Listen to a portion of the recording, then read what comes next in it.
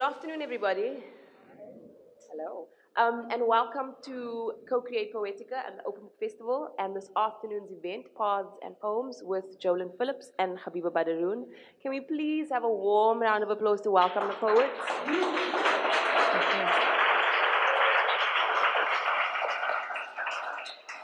My name is Toni Stuart, and I have the absolute honor and pleasure of getting to talk with people whose work I love and also with people whose hearts I know and love. So this is a real honor for me. So I'm going to introduce the poets, and then I'm going to invite them to read some of their work, and then we're going to have a bit of a conversation, and we'll also open it up to the floor and invite you to ask questions of them as well, and then we'll hear some more poetry. So on my left, Gabeba Baderoon is a poet and academic. She's Associate Professor of Women's Gender and Sexuality Studies and African Studies at Penn State University in the US. Correction, she's Dr. Gabeba Baderoon. She has published 3 collections of poetry, The Dream and the Next Body, 100 Silences, and The Museum of Ordinary Life. She has also published Regarding Muslims, a non-fiction book that looks at the history of slavery as well as of Islam at the Cape. And then on my far left, Jolyn Phillips is a poet and short story writer. She is a lecturer at the University of Cape Town, where she's also doing a PhD. Last year, she published her debut short story collection, Ching Chang Cherries, which has been turned into a play. Is that correct? In the process of. And she has just published her debut collection, Raadbraak. Jolyn, hold it up, please. Okay. So both of the authors' books are on sale at the Homecoming Center. Buy the books, get the authors to sign them. And Jolyn is also a singer and a musician and a songwriter. So I'm going to start and invite the poets to share some of their work with us. Maybe Jolyn, do you want to start? Okay. Okay.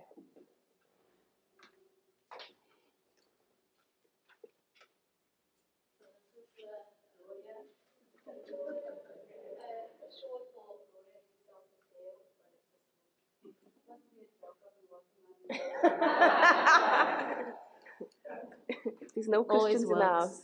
When I'm nervous, I talk nonsense. So part of Radbrak is also I've composed some of the poetry into music because I obviously I have a lot of time to waste.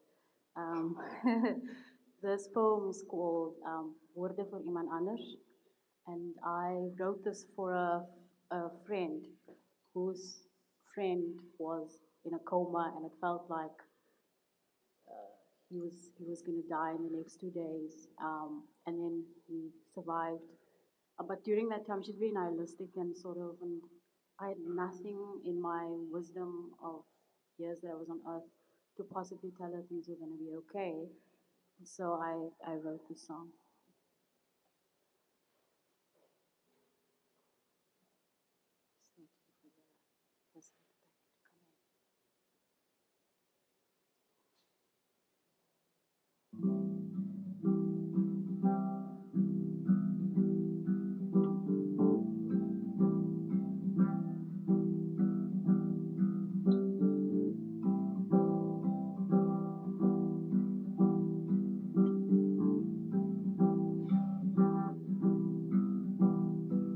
Dis jelde dat ek vir 'n rukkie my gedagtes aflos om net te skryf vir iemand anders.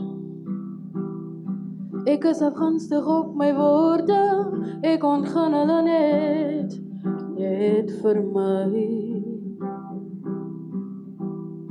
Ek het 'n klomp kneesplekke waarmee ek ketty skiet. Ek skiet met spoelklip vir my malmele. My ego is groot en my ego is stom vir ander mense. En tog tussen asem lepel ek onthou ek om my nihilistiese gedagtes aan te huts. En tog tussen asem lepel ek onthou ek om my tambelekkie gedagtes aan te huts.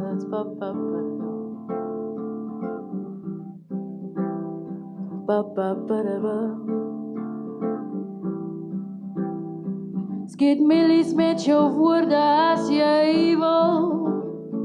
Kaptol met jou tong. Skiptol met jou flintervlees. Kaptol met jou tong. Skiet millies met jou woorde as jy wil. Skiet millies met jou woorde as jy wil.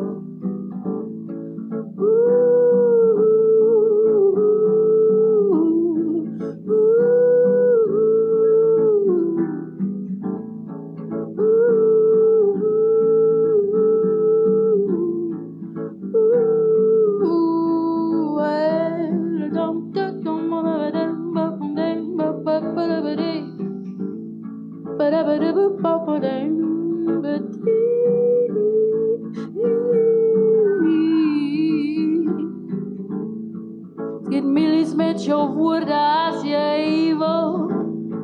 Kaptol met jou tong. Skiptol met jou flintervlees. Kaptol met jou tong. Skiet millies met jou woorde as jy wil. Skiet millies met jou woorde as jy wil. Skiet millies met jou woorde as jy wil. Skiet millies met jou woorde as jy wil.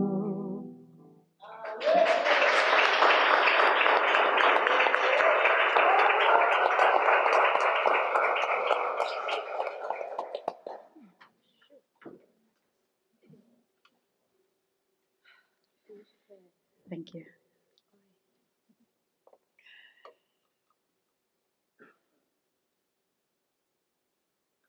That's stunning. Right inside my body. Thank you.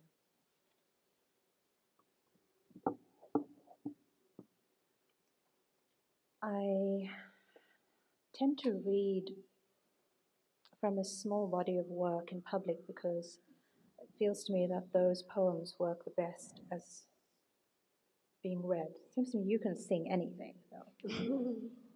So I'll read some poems that might be familiar to, just to some of you, but then I'll get braver and read some newer work later on.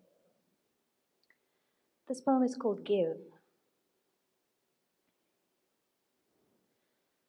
Before dawn, low voices briefly loud, my father and his friend, the ambulance driver, his days off always in the middle of the week, drive away from the house with thick sandwiches and a flask of tea, and my father's green and white fishing rod whipping the wind behind a 76 Corolla. Camping by the sea, we'd see him take his rod further down the beach, walk waist deep into the water, plant himself with legs apart in the breakers, reach back, cast the line baited with choka, and pull, giving, then tightening the line, nudging its weighted stream of gut to the fish. But in this place on the west coast they never disclosed. They stand unwatched, out of reach of each other's lines, and at their backs a fire on the beach, not stemming the dark, but deepening it. Often it would come to nothing, their planting and pulling.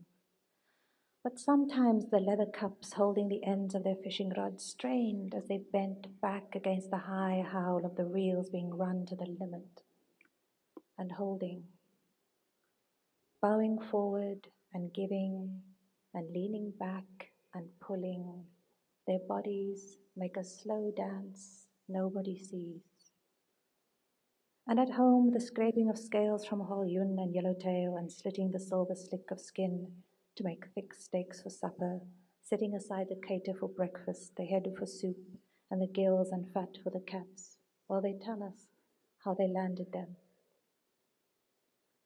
I wonder about the empty days, more frequent, the solitary standing in the dark at the edge of something vast, sea and sky, throwing a thin line into the give of it, and waiting, silent and waiting, until something pulls, against your weight.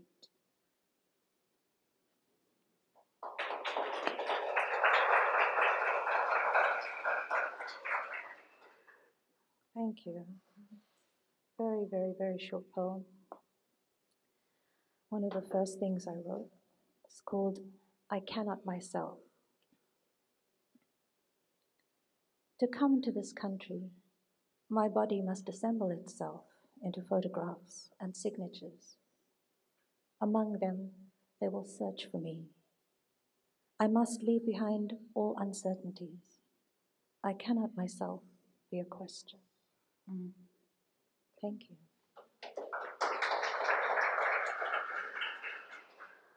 Thank you both for this beautiful reading and your beautiful music. So I think I'm going to start with just my experience of reading both of your work is that there's something about the way in which you both write and assemble collections that for me feels like a very easy thing to walk into. It's not the kind of poetry that requires you to kind of hack through a door in order to kind of welcome you in. And at the same time, every time I read it, it gives more and more and more. I kind of like the word give and the way you used it in the first poem that you read. For me, there's a sense of yielding in your work. There's a sense that I can fall into it, but that doesn't mean that I can't come back to it and discover something new each time. And so the question for me was that an intentional choice, or was that a happy accident?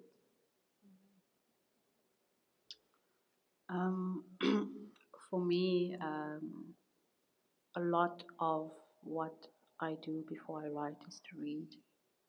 If anything, I would I would never call myself a poet or writer. I'd call myself a reader,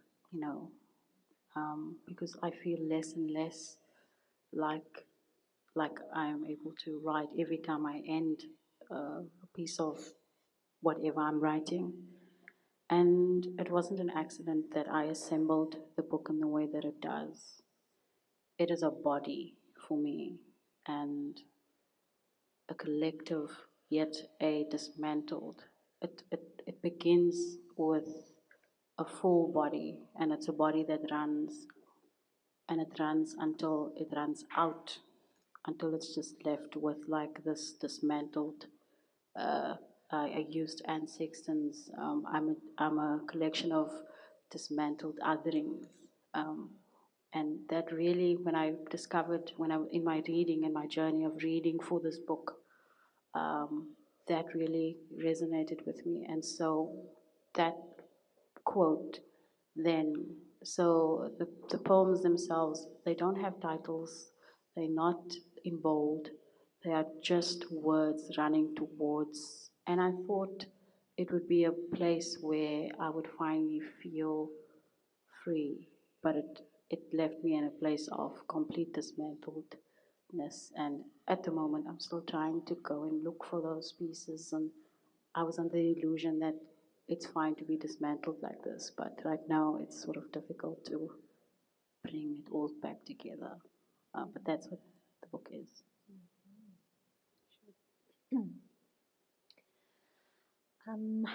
I started writing poetry when I was 30, and it was a form of writing that I didn't have to think about because I reserved all my thinking and agonizing for my academic writing, my critical writing.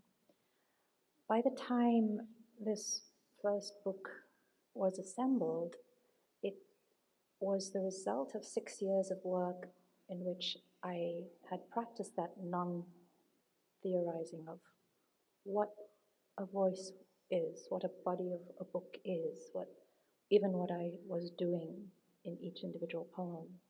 So it turns out to have been an accident in terms of which poems had been written in those 6 years, but there was probably an organic shape to it because I did feel free, not free of agony, not free of difficulty, not free of most of what remains with writing, but with any sense of expectation of the shape of a collection. I think in retrospect that I find that it has a shape, and it certainly is marked, I think, by my refusal to observe any expectations of what a book by a South African writer should look like. And this is not to say that it doesn't resemble anyone, but I didn't have in mind when writing it that I was meeting a template. So I feel very fortunate to have been a beginner and with a certain stubbornness that came from ignorance as much as anything else, as well as, of course, my responsiveness to both what I had received from other writers, because I was a student, so I literally had to read in order to know what poetry was in this new way. Yeah, so it's a combination of those two things.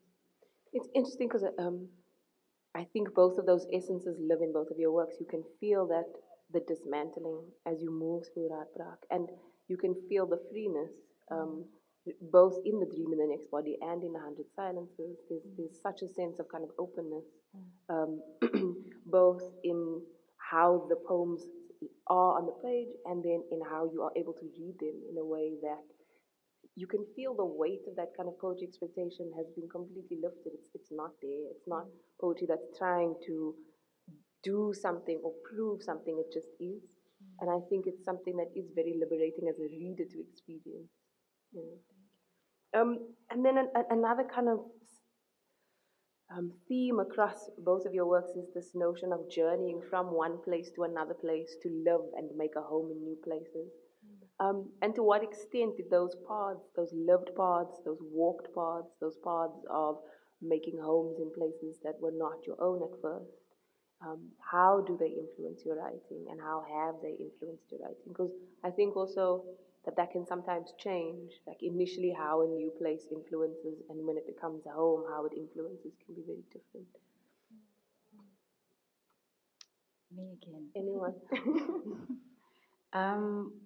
I like the question because I have made homes. People always ask me, so is this based from where you come from? And then when I say yes, they immediately think, oh, Gansbaai. But it is, the work does, yeah, this is a work where I come from, but I come from different homes, you know. I really, for me, like I said, I made this body, not that I'm saying I'm Prometheus or anything like that, but I made this body and I had to create homes for each part of the body. And so there is home in my tongue, there is home in my skin, there's home in my landscape, there's home where I was born, and then making bits of home wherever I find myself, and all those homes is then the result of what's the corpus of this book. And for me, yeah, it was a revelation for me. If I had not written this book, I probably would have looked at language as just these words that I speak, but also really trying to get some introspection as how the tongue speaks, you know. Because what I speak at home and what I speak with my friends and what I speak with at work and how I speak to myself was something that I had to make reckoning with. And at some point understanding that my tongue was these facets, you know, because when I went home, some of Cape Town would overlay in Gansbaai. You know, when I come back, and people are like, what's wrong with your accent? You know, and then at some point I just stopped and said that I speak all these things together, and I had to make peace with it. So, yeah.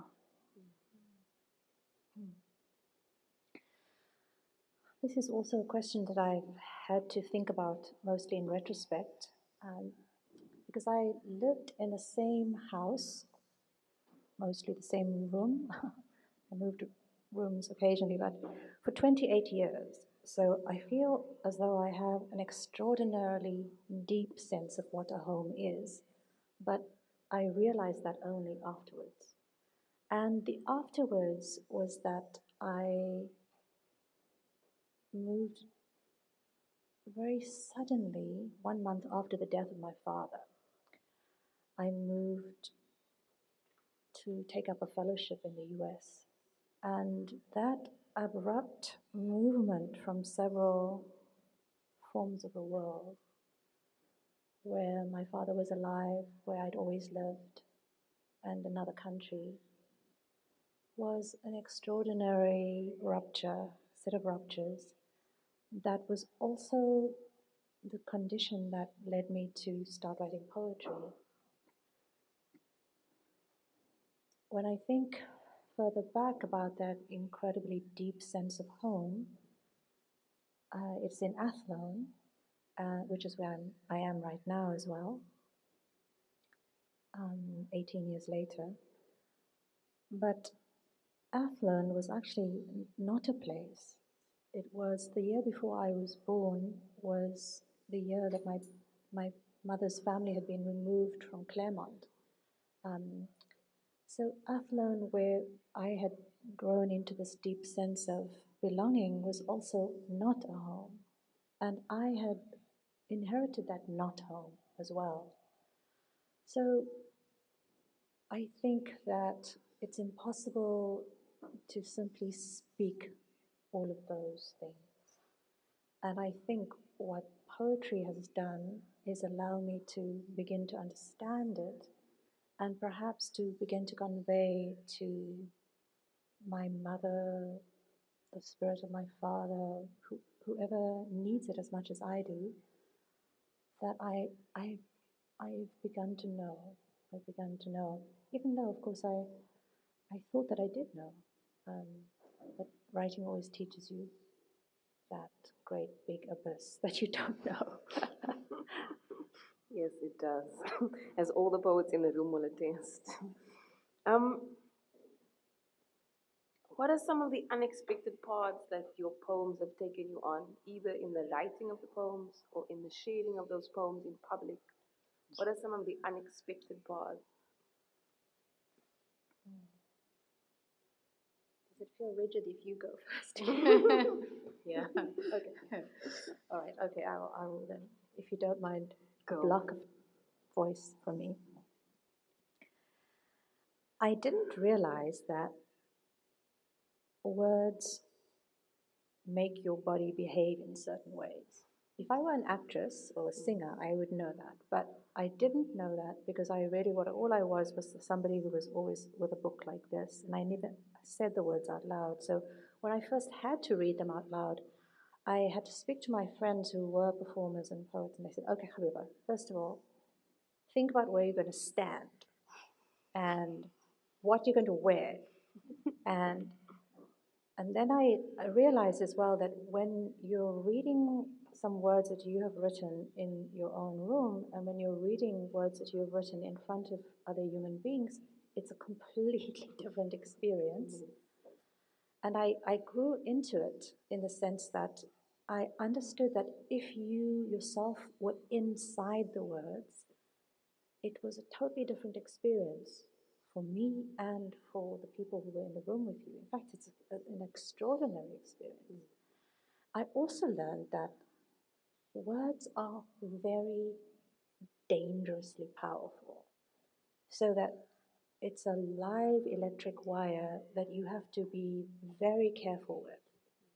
And I have seen how words take hold of people who think they've written them and are in control of them and almost kill them on stage. And so I've learned these flat black words are something else entirely, and that I was not expecting. That's part of what I've learned.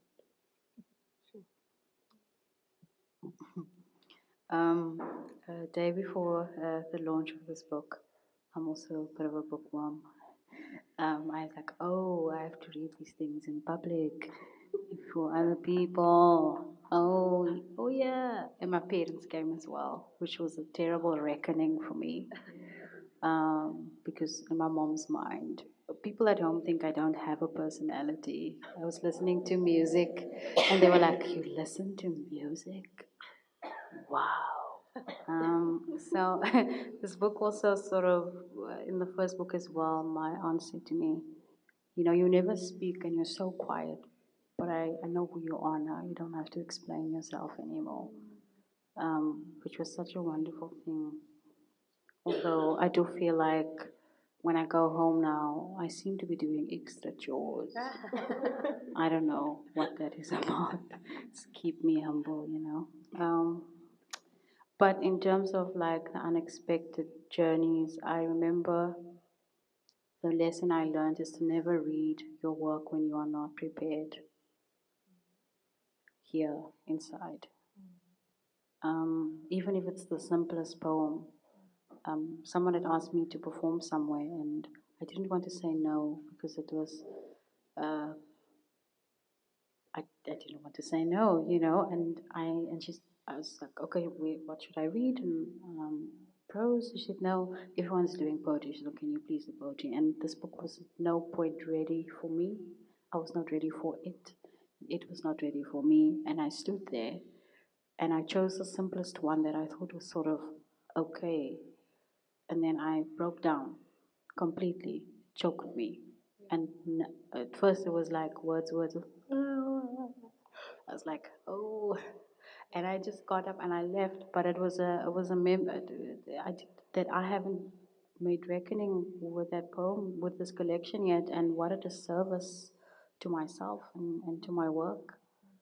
Um, and so this book has really taught me to be careful about where I say my words and how I say my words. In terms of at home, there's a saying, and I like to use it for poetry, is my mom would always say that the sober man writes down and the drunk man reads. Lays off. I don't know what, reads. And I was like, yeah, it's pretty much poetry. I'm pretty much a sober drunk person when I'm performing. The other thing, um, I watch a lot of Grey's Anatomy. I'm fascinated with the anatomy. I don't want to do it myself, but I'm fascinated about how it works. And there's this one doctor who's a orthopedic surgeon. And in observance, I realized that thing that where, with poetry, it's like being an orthopedic surgeon where you sometimes take limbs, you cut limbs off, because they don't work anymore. And then thinking that you can put another limb back and thinking that it would work. And with poetry, it doesn't work like that. I would take a word out or you can't just add, because you only have 2 arms, so you can't have 3 arms, because what would that body look like, Um, and then also the body itself, when it wakes up, when, say for example, you had gone in with a leg and you wake up without a leg, how do you explain to the patient what had happened to that limb? And I approached the poetry like that, and there was a lot of reckoning, and so those were the unexpected moments, and things that I thought about. And also, I used to be very keen to tell people, like, give me advice about writing, recipe. And I wanted to share stuff with people. And after this book, I will probably never give people advice, not unless you're willing to sit with being a host for these voices and tragedies and whatever those speakers are. Because speakers also, they come and they live and they take over. And then when they leave, they don't take their stuff, they leave their stuff with you. So if you are able to sit with that reckoning, if you are able to live after their stuff is still with you for the rest of your DNA, your creative DNA, then I say fine. But I don't want to be responsible if I give you this advice and that happens to you. And I don't want to be responsible. I can only be responsible for my words in my book, but I can't do that for another human being. So those were like the unexpected lessons in the journey for me. It's really interesting what you're saying because one of the things I think I've learned through my own writing process is you have to live the poem before you can write the poem. And sometimes you write one version of the poem and then kind of life takes you on a particular lesson and it changes. And there really is that that parallel between what's being called for you to live into the world and listen for and live through before you can sometimes find the words, you know. And that thing of when you force the words, you effectively kill the poem, you know, or it'll tell you to leave me alone until you have a sensitivity to listen to it. And it's, I loved the analogy of the idea of the body, and because we're so tender with the body, the physical body, we're not necessarily tender always with each other's hearts and kind of that emotional body. But that same tenderness that we actually do bring to writing is necessary, and that same consideration, yeah, that's very powerful. I would love to ask both of you to read for us again. Yeah. I ask you to go first, but I have to find it. Okay, thank you.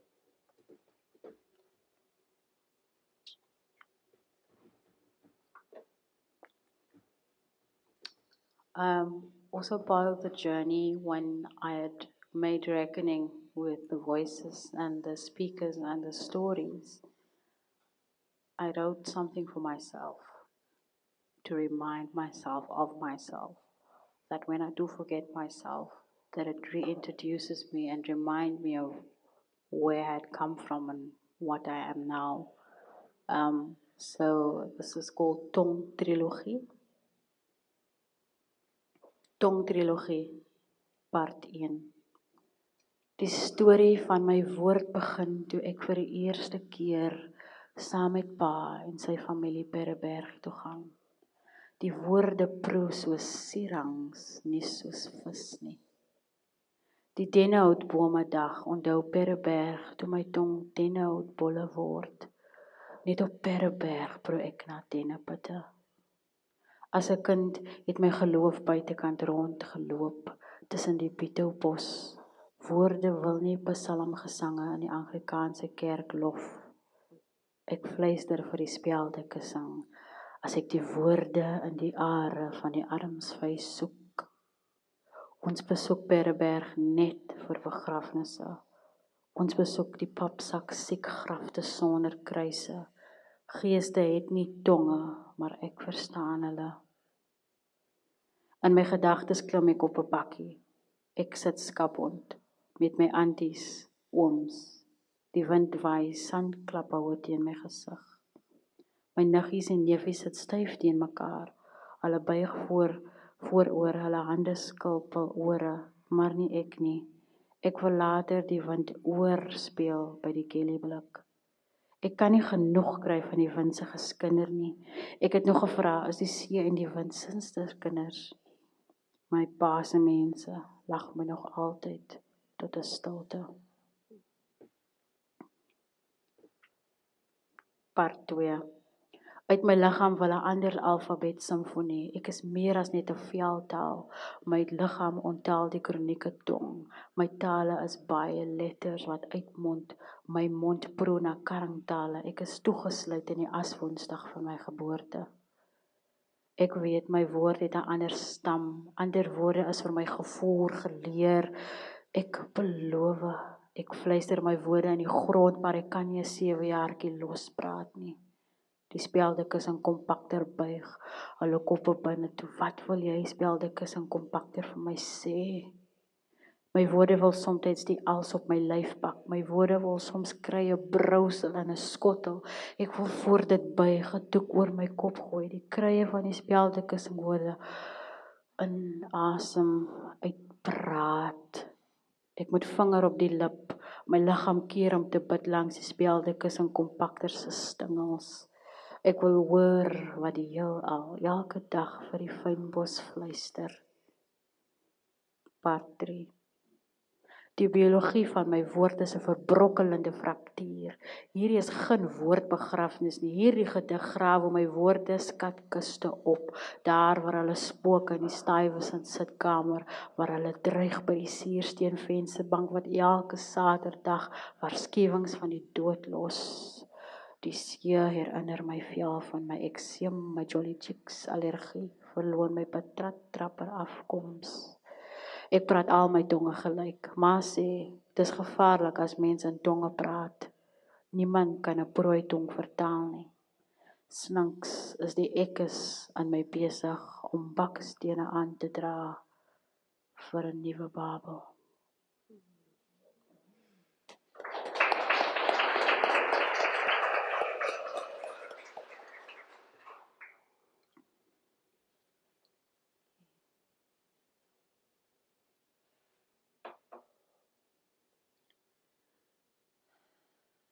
I have not read this in public before. This poem is called Surface. One day in the 90s, after a conference, we sat around talking, and a white boy asked us to make names for the colors of our skin. A conversation I think now we could only have in the mountains, far from where we lived, in the separate parts of the city. We were hungry for something. Not quite this, but still, our wanting made us risk it. Joburg cinnamon, a girl said to begin, and she was, the sweet, bitter bark of a tree cleaved into history, the reason for all this. Athlone coffee, I offered, not admitting Rick coffee, the cheap kind we use in our house. 1 spoon of sugar tapped level against the rim of the bowl, condensed milk not quite mixed in, a vortex inside the dark, making the color of my hand as I stirred. South African white, he said, a finger to his chest. Then, pointing to a paler boy, real white. A confession of beginnings made out of skin, what he wanted to say from the start. It was the first time I admitted to myself I loved the skin of white boys. Him I kissed on a friend's bed with my eyes closed and a brittle pleasure brief as breath. And another who, sitting in front with a friend we were driving home, me at the back, reached round the edge of the seat for my hand, and we closed our fingers around each other, hungry, hidden, biding our time till the end. Does it matter there were no words for whiteness but the whole and the real, back when we tried and failed to make a new country? I see now I always wanted what was furthest from me, bodies I conjured that disappeared beneath my fingers. I never sorted out the mess of it, the way wanting is desire and lack at the same time. When I opened my eyes, I told him, bite my shoulder, watching his face as I said it, yes, hard, into his eyes, wanting a little of the hurt to come to the surface and then stop.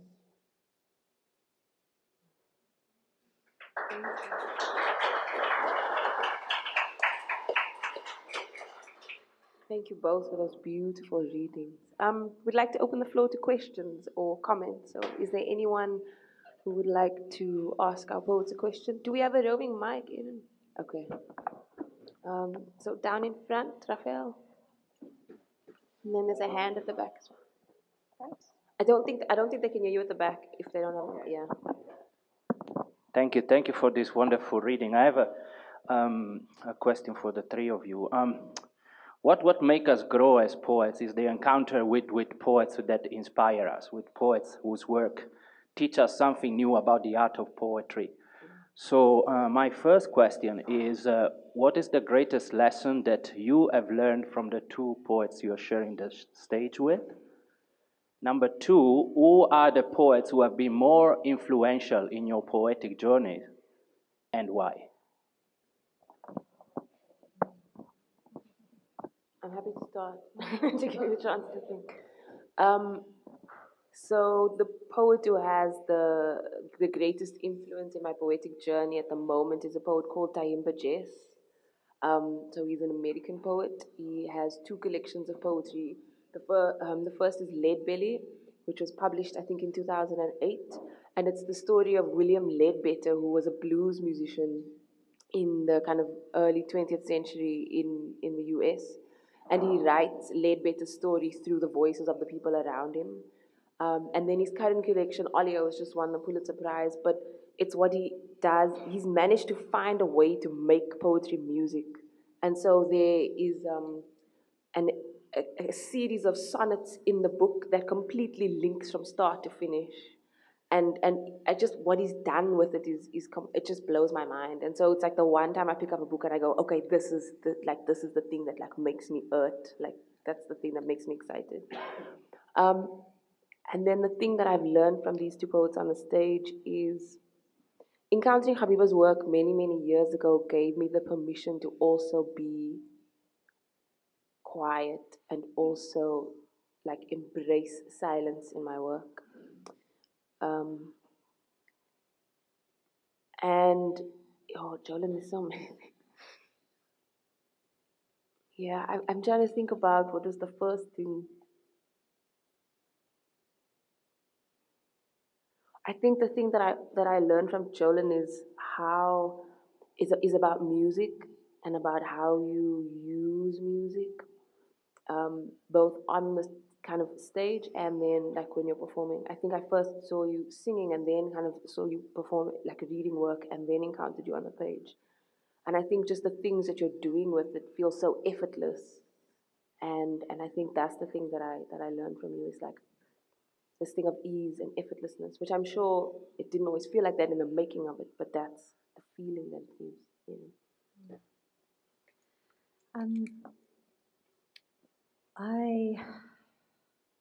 The poet, because I studied poetry, I mean, I could give you a whole list.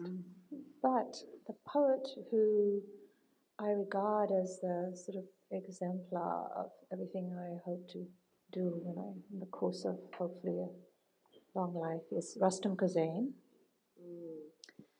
Partly because he is extraordinarily intelligent as a person who works with language and the spaces in between languages, because he has a fascinating personal history of language in that he changed first languages more than once. And I think that you can read in his language, because he writes in Afrikaans as well as English, something about the presence of that history.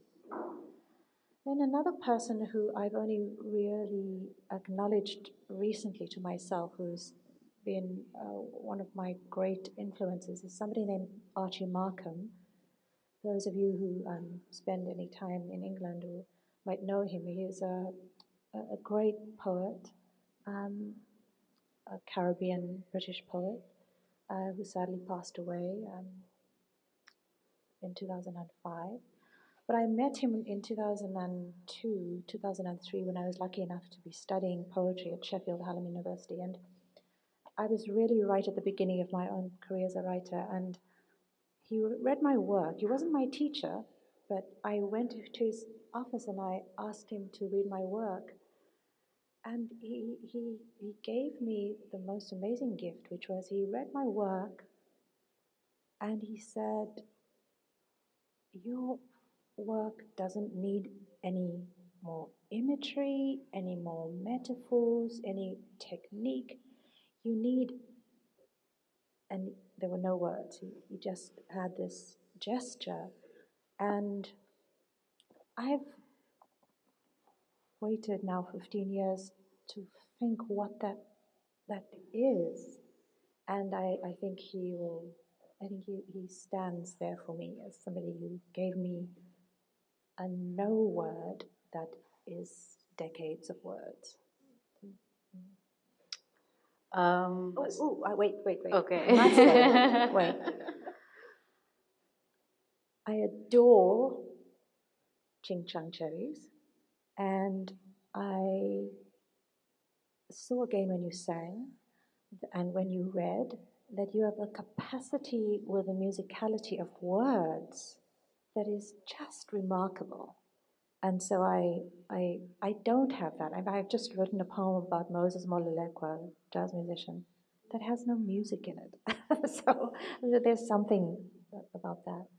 And then Toni has written about history in ways that I have not been able to do. I long to do what you do, it seems to me, with a completely organic ability and beauty. I feel like that's a very it's unfair. I hate answering that question because my list is like this long. But I have to say, I'm teaching Afrikaans at UWC at the moment, and I'm teaching the Black Afrikaans Writers Movement. Now, I didn't even know something like that existed. I knew about people here and there, but I'm also getting to know these Afrikaans writers now in a new way, starting from the 1940s up until, say, 2017. And I did not know that this language that I speak was that. Also, because so much of what language is sort of boxed in variety and identity, um, and saying that Afrikaans belongs to a certain race, a certain geographical landscape. And here I have the privilege to teach not only work that was banned. I said to them, we are extremely privileged to be reading from these works because these people would have died had they read this in public, would have been incarcerated, was banned, was completely removed for speaking out and for just writing because of their color. So that was the first thing that I wanted to say. And so the list is long. It's S.V. Peterson, P.J. Philander, Diana Ferris. And it's all people who share a diverse history, the same like I did, and sort of plowing through another person who I mean, like once I read her work, I didn't want to write anymore.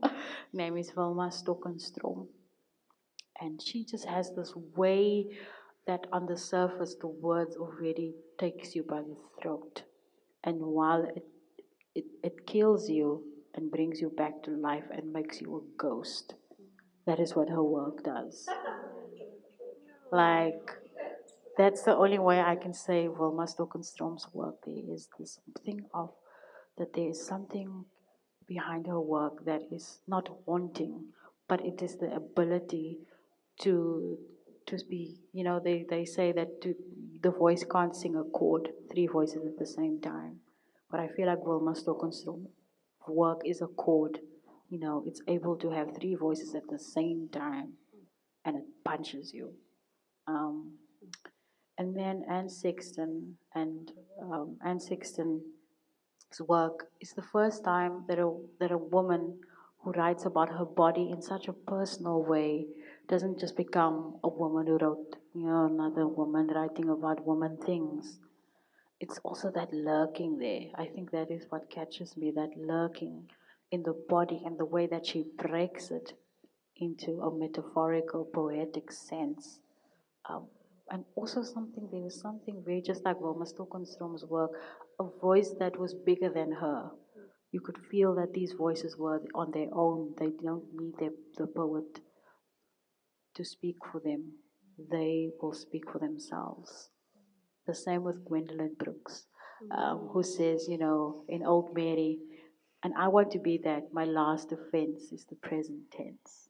It's beautiful.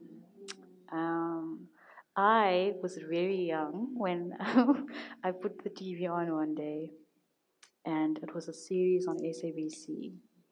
Um, and there were these series of poets who would come up and I remember it was my first time. I never knew what poetry was before that, and there you were standing at the masjid, I don't know where, and you were standing there and you were talking, and I closed my eyes, and that was my first encounter with listening, with the words finally doing that,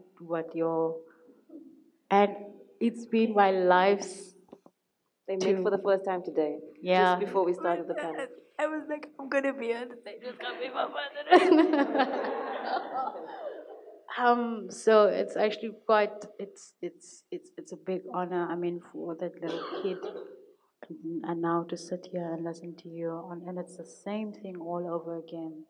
And I just wanted to say thank you for your work that you've done not only for poetry, but also in the way that you've shaped what language should look like in Cape Town, and all over, and your academic work, your work is out there, and I'm able to still source you, and in your work is for me like that. You're the poet, but I can still go and the dream in the next body, and your work, and I can still do that.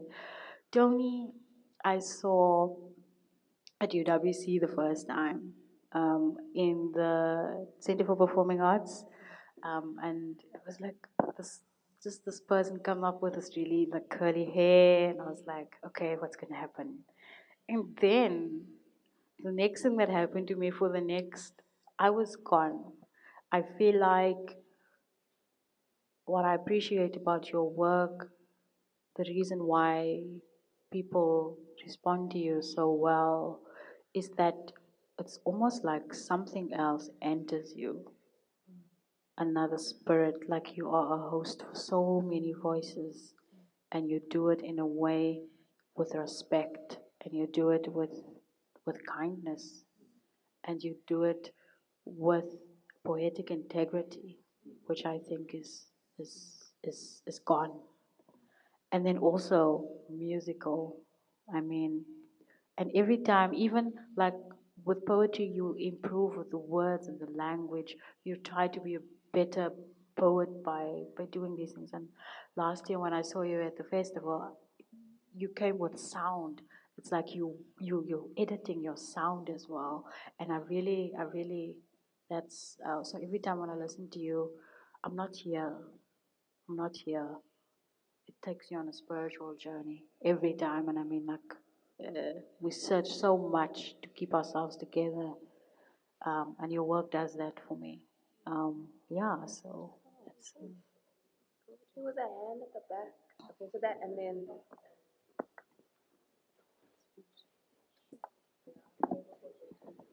Um, okay, I have a question there. You talked about how one's work could be powerful over one, in terms of when you perform, your piece could kill you. Yeah. And that shows how powerful poetry is. Now, my question is, what happens when okay, let's say you're on stage, you are performing. I like when you talked about there's this spirit that, more like there's a spirit that has entered your body, as well as the gesture that you talked about. There are instances where you'd find that as you are performing, there would be these crazy energies while you're performing. For an example, you would perform, but you're not really there, but there's something that has really taken over your body. And my question is, how do you actually try and be yourself as much as you feel that Christ, there's this, as you said that your poetry has taught you something, and now my question is, how do you really try and learn from that, and you manage that, moment when spirits or energy of your own work, has actually took control of your work and yourself, during the performance. I think that that's actually what I want, what probably all of us invite. There's nothing as limited as the small space of the self, in my view. And wherever poetry comes, one of the things that happened, like when you were singing and when you were reading, and when I first heard you doing your Kotoa cycle, for me, when I am able to get beyond myself is the moment that poetry begins. So when I'm in the presence of writers like this, is, poetry is a conversation that is happening behind a wall, and just occasionally I can hear it. And being in the presence of poets is like that. So there's something beyond this boundary, and that is where it begins. So in a performance, it seems to me, it's the possibility of being beyond yourself all the time. And I don't recognize it myself because I'm not present. I'm not thinking me, lights, sound. Something else is there. Words are there. But I have sometimes watched other writers and then afterwards, one of them said, I feel as though I got it at the very moment that I said it. Because I don't think that a truly fantastic poem is finite and it's you. Right? There's something else that is, we don't have a word for, occult, magical, and that intensity is sometimes captured in one body and one voice, but it's conveying other forms of energy that are happening. And I think often in performance, a truly great performance that happens. And so I think I invite, and I don't manage it, I don't control it, I don't try to, but you bring yourself there and you bring the work there, and then just sometimes it's extraordinary. And, you can also find when it's really flat, nothing's happening. You can tell the difference. And there's a singular performance you'll feel in your body forever. And then you'll think, some other performance, you think, oh, okay, it was fine, all right. But there's a difference between the two. I always, it's interesting when you speak to poets because it's not like prose. One tends to be very literary and critical and philosophical about stuff. But when I meet with poets, we've often, that question that you're asking is always with a lot of poets about how, and it's not about what I look like or what I wear when I come up on here, but it's that preparation you do before you come here. When I sit here, I tell myself, even if it's the smallest thing that I'm asked or feel like it's something that I know, when I sit here, I have prepared my soul and I've opened my soul to invite you into my words and into my spirit and into my body. And I trust that when I send that out, that I would get it back, which is a gamble. The other thing is, I respect the space, so I come here prepared. I come here read. I come here in complete respect of the people who are sitting in the audience, and respect for myself and respect for my work. And then the other part, it's work. Poetry is work, It's my work, and I treat it as such. The other thing for me, I met with a poet, and she is a praise poet. And, when she performs, her name is Vangi Gancho. The words just seep out of her skin, and seeps into you. And I asked her, like, how are you healthy? How are you a person after that? And then she's like, I have to, because if I don't, I will be sick in my mind and in my soul. So I'd rather do that and keep myself human. I don't know if I'm answering your question, but like that's. So we have time for one more question. Hi, good afternoon, everyone. I don't have a question, I have a comment more. I was at UCT and I did English literary studies, and it was, that strangling creativity. They just strangle your creativity. You're stuck in academia and just political jargon, even in English literary studies. And I did a course, South African Love Poetry. It was the first time I was really exposed to South African love poetry. Growing up, I used to read English literature all the time, English poetry. And I came across your poetry. And just they gave us like a whole bunch of little books that we can look through just to have a taste of South African poetry, South African love poetry specifically. And I saw your name. I knew nothing about you. I just saw Gabeba Baderoon. And I automatically had the sense of peace. Because I don't know if anyone knows this, but Gabeba means love. It comes from the root of love. And Baderoon comes from the root of, in Urdu, full moon. And it's like you were literally the full moon of love for me because I got so caught up in academia.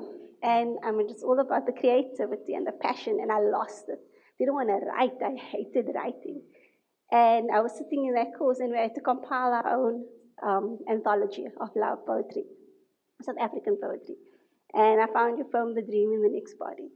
And it just spoke to me. I was so excited to know that I was going to meet you because I've literally been thinking about this for the past, I don't know, 7, 8 years, that I'm going to meet her one day. Because every time I met someone that knew you perhaps, and they would say, yes, I know Gabeba Baderoon, she's a South African poet. I was like, oh, you know her.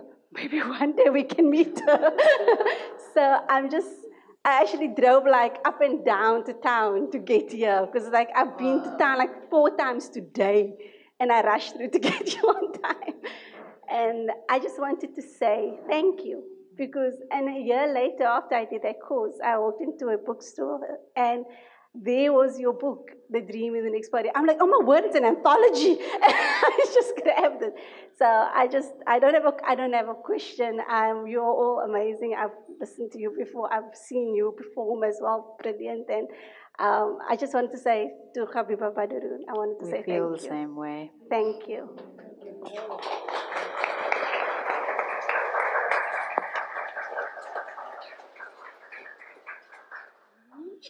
We're so happy that we get to have you on home soil for an extended period of time, just so you know. Thank you. We couldn't have asked for a better note to end on. So just to close, thank you to all of you for coming and for listening with such warmth and with such open-heartedness. Can we please have a warm round of applause for our poets, for Jolyn, Phillips, and Gabeba Baderoon. The books are on sale. Please go and buy the books at the Homecoming Center. Thank you, Toni. The poets they'll be signing their books. And then finally, we like to say thank you to Leopard's Leaf Wine, the headline sponsor, and also to the Dutch Consulate for supporting Co-Create Poetica. Please support the Open Book School Library Project. Can you imagine if our high school students can encounter Jolyn Phillips and Gabeba Baderoon when they are in high school? Can you imagine so please go and think about donating these books to the Open Book School Library Project. Thank you, everybody. Enjoy the rest of the festival.